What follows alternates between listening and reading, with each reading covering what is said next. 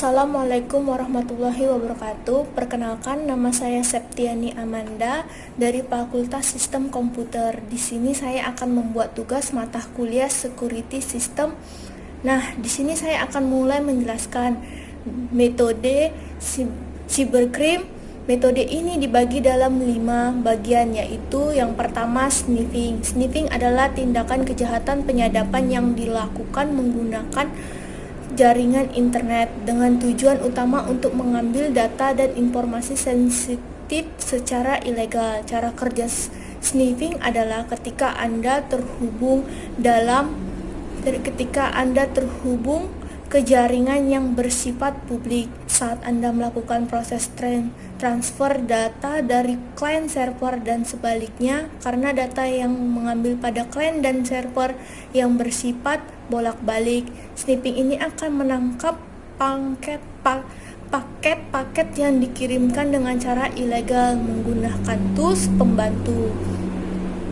Apa saja yang bisa di-sniffing? Seseorang dapat men-sniffing informasi penting di jaringan komputer seperti lalu lintas email, kata sandi FTP, lalu lintas web, kata sandi telnet, konfigurasi router, sesi obrolan, dan lalu lintas DNS. Beberapa protokol yang digunakan dalam sniffing yaitu HTTP. HTTP digunakan untuk mengirim informasi dalam teks yang jelas dan menjadikannya tujuan nyata. Baru SMTP atau Simple Mail Transfer Protocol. Pada dasarnya digunakan untuk transmisi email. Protokol ini efisien tetapi tidak dianggap aman terhadap pengintaian.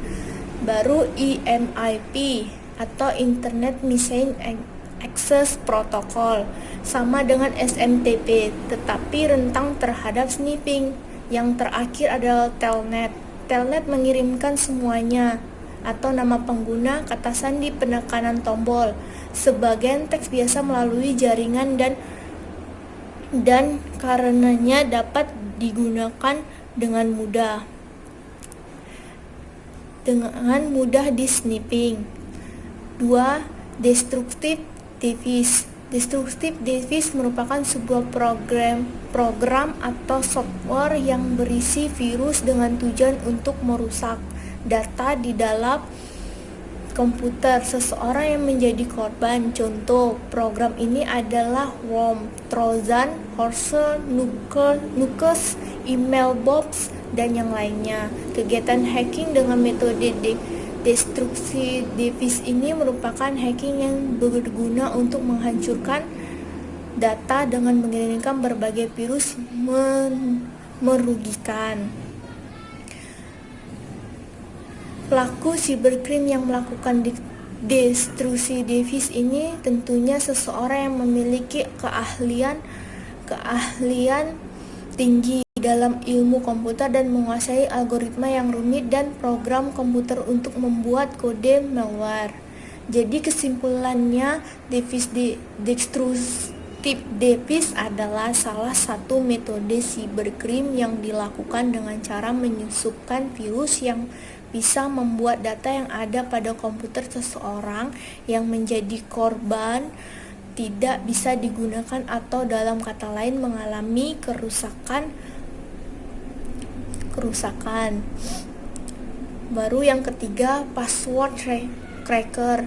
Password cracker adalah istilah umum yang menggambarkan sekelompok teknik yang digunakan untuk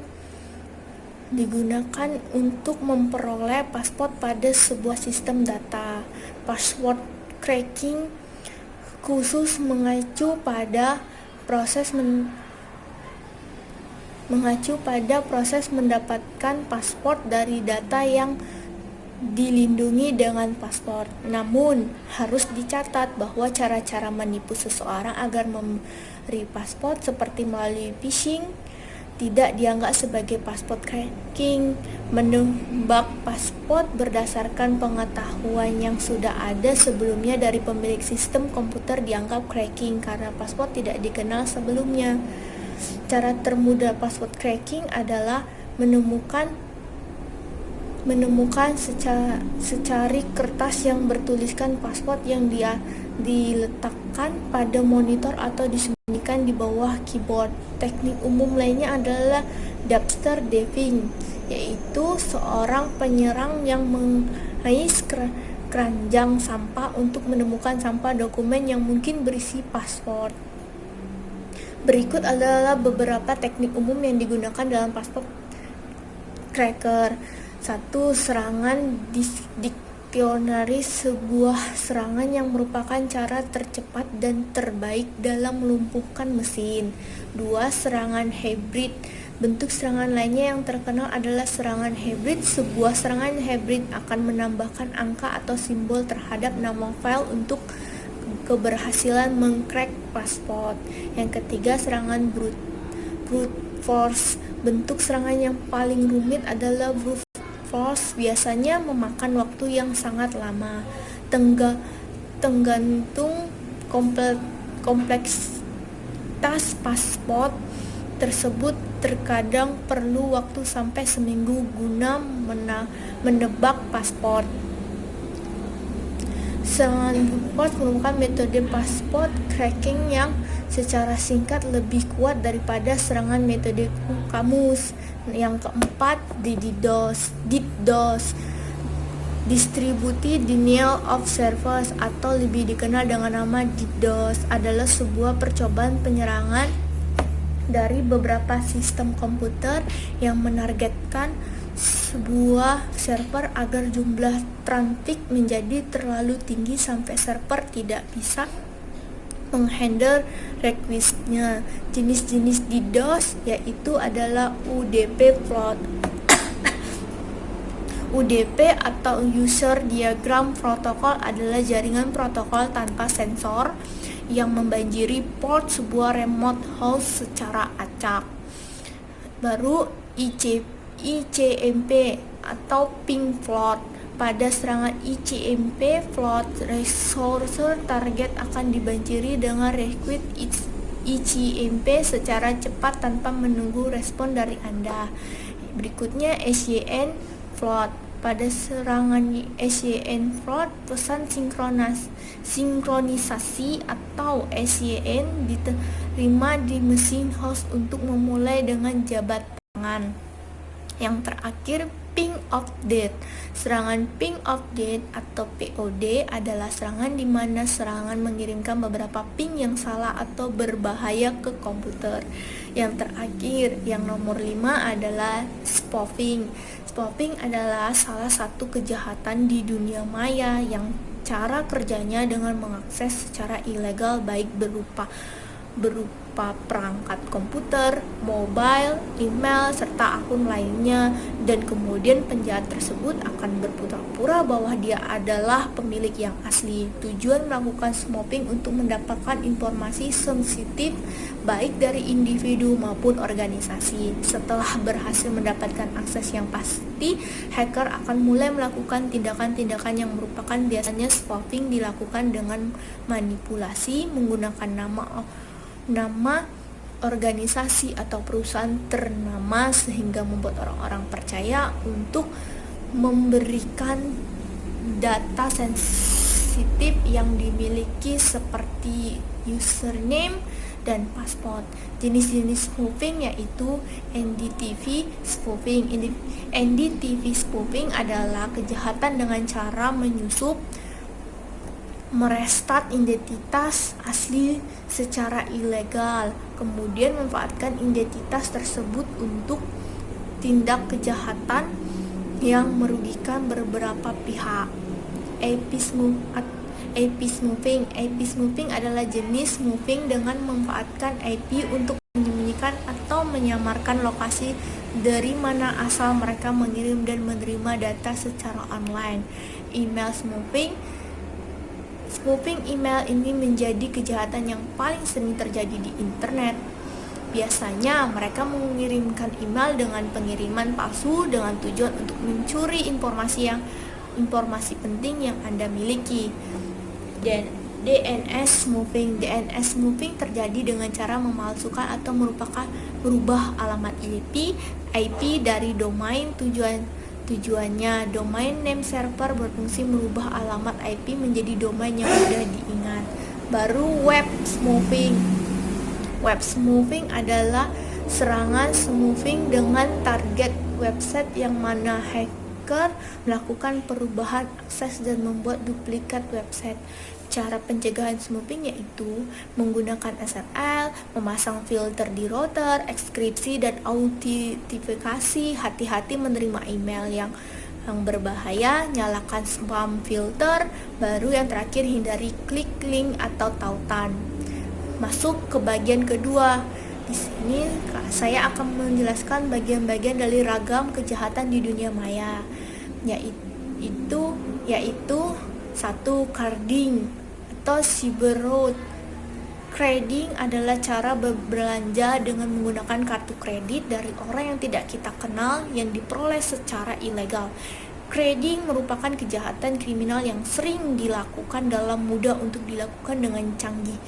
Berbagai teknologi saat ini akan mendorong adanya carding jika kebijakan berbelanja online di seluruh dunia tidak ditetapkan aturan dan berbagai kebijakannya.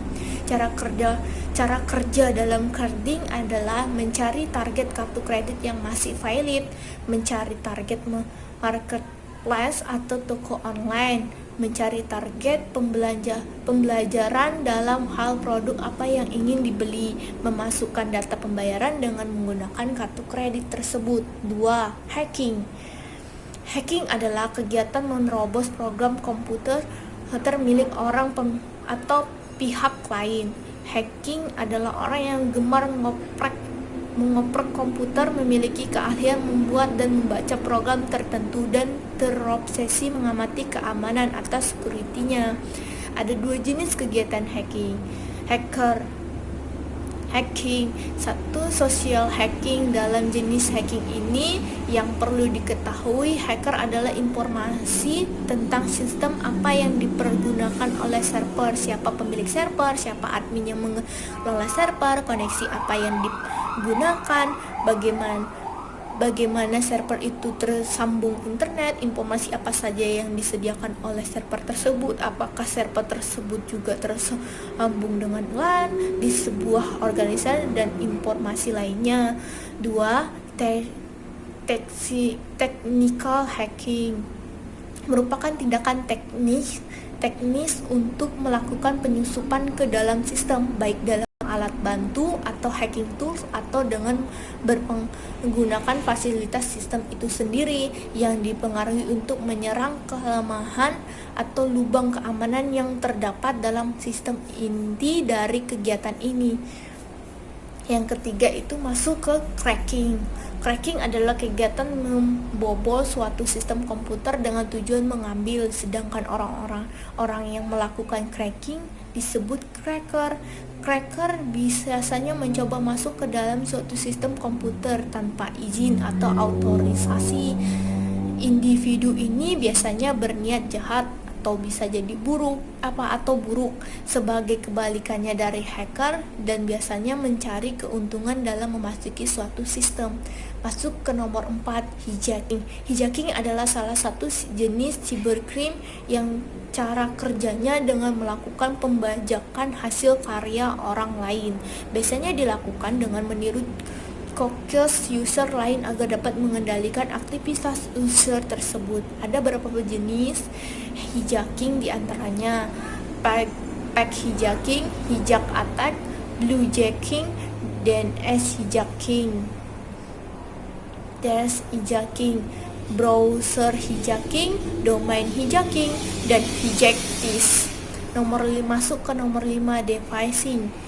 Dephishing termasuk ke dalam salah satu hacking web atau program aplikasi yang berfokus pada perubahan tampilan web dan juga konfigurasi secara fiksi pada web tersebut.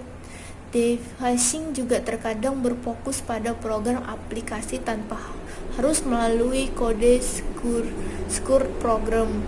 Adapun tujuan lain yang Latar belakangi seseorang melakukan devising antara lain adalah coba-coba, artinya orang tersebut baru belajar teknik devising dan berusaha mencari website korban secara acak, ingin menunjukkan bahwa ia merupakan seorang yang ahli di bidang tersebut atau ingin pamer skill. Orang yang melakukan devising biasanya ingin mendapatkan popularitas. Seorang yang melakukan devising dengan tujuan memberikan pelajaran atau menunjukkan rasa kekesalannya seperti kasus yang telah dibuatkan sebelumnya, dan yang terakhir adalah ingin memperoleh pujian. Cara mencegah devising adalah: 1. Gunakan CMS yang masih menggunakan setting default. 2. Gunakan password maupun username yang aman. Yang terakhir, lakukan backup secara berkala. Yang terakhir adalah spamming. Kegiatan spamming adalah mengirim iklan atau pesan yang tidak dikehendaki. Penyebaran iklan dilakukan melalui surat elektronik, email, dan jaringan internet lainnya. Pengiriman pesan tidak hanya dilakukan sekali atau 2 kali, bahkan sebanyaknya, sehingga membuat folder spam makin penuh. Contoh spamming biasanya dikirim melalui email. Bentuk pengiriman pesan emailnya dengan menginformasikan Anda ada hadiah lotre, menang undian, serta masih banyak lagi. Jika kamu memperoleh spamming, sebaiknya hiraukan saja. Apabila kamu membalasnya, maka biasa terjerumus dalam penipuan oleh pelaku spamming. Bentuk-bentuk spamming itu adalah surat elektronik, Usenet, newsgroup dan forum, telepon genggam, permainan daring, dan yang terakhir adalah mesin pencari informasi web. Sampai di sini penjelasan saya tentang 2 hal. Saya tutup. Assalamualaikum warahmatullahi wabarakatuh.